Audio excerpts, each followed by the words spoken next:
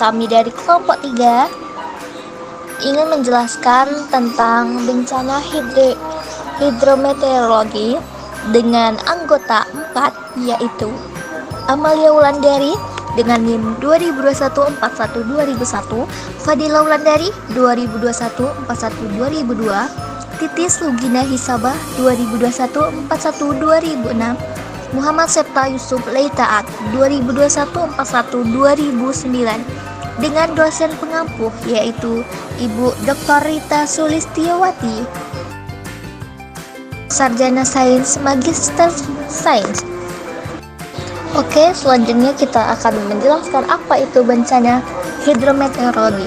Menurut Undang-Undang Nomor 24 Tahun 2007 yaitu penanggulangan bencana. Sesuatu fenomena yang disebut bencana adalah jika peristiwa tersebut mengancam dan mengganggu penghidupan masyarakat yang disebabkan baik oleh faktor alam dan faktor manusia, sehingga mengakibatkan timbulnya korban jiwa manusia, kerusakan lingkungan, kerugian harta benda, dan dampak psikologis. Macam-macam bencana hidrometeorologis itu ada 3. Yang pertama ada family, main event, dan subperil. Untuk family ini digolongkan menjadi 4, yaitu geofisikal, meteorological, hidrological, klimatological. Selanjutnya ada main event, yang dimana di sini juga ada 4, bisa kita lihat, dan subperil juga ada 4.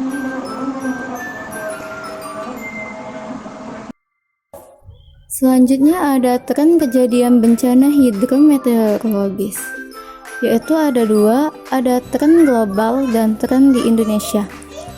Tren global yaitu kejadian bencana hidrometeorologis di dunia sejak tahun 1980 sampai 2014 terus mengalami peningkatan seperti yang disajikan pada gambar 5.4. Pada era 1980-an, jumlah kejadian bencana hidrometeorologis berkisar antara 300 kejadian per tahun. Peningkatan jumlah kejadian bencana hidrometeorologis hanya membutuhkan kurang dari 2 dekade untuk bertambah 2 kali lipatnya. Jumlah kejadian bencana hidrometeorologis pada era 2000-an telah menyentuh 600 kejadian per tahun. Peningkatan bencana hidrometeorologis terjadi pada seluruh tipe bencana hidrometeorologis, baik bencana meteorologis, hidrologis, maupun klimatologis. Selanjutnya ada tren di Indonesia. Kejadian bencana hidrometeorologis di Indonesia memiliki kecenderungan mengalami peningkatan dari tahun ke tahun.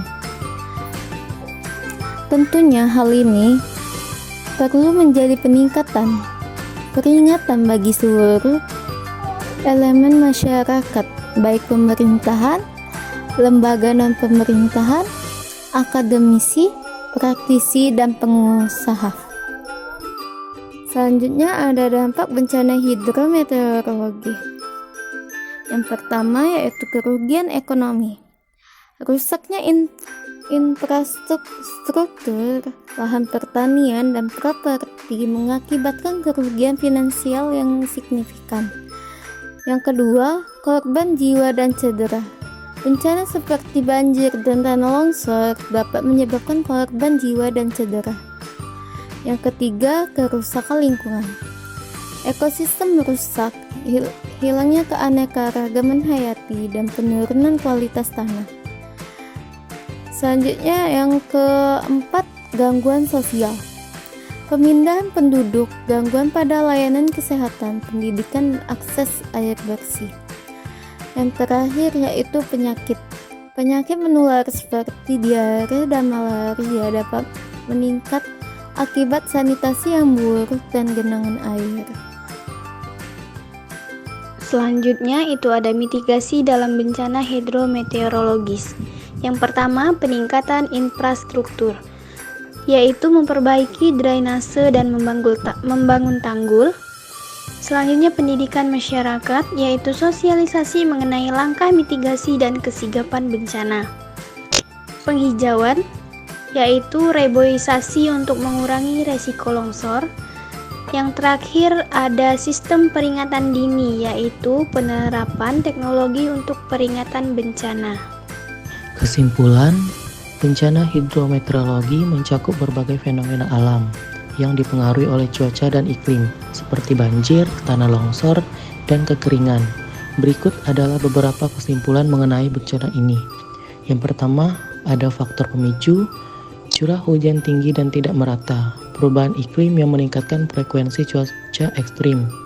Yang kedua ada dampak, kerugian ekonomi akibat kerusakan infrastruktur dan lahan pertanian, ancaman terhadap keselamatan dan kesehatan masyarakat, pengungsian penduduk dari daerah rawan.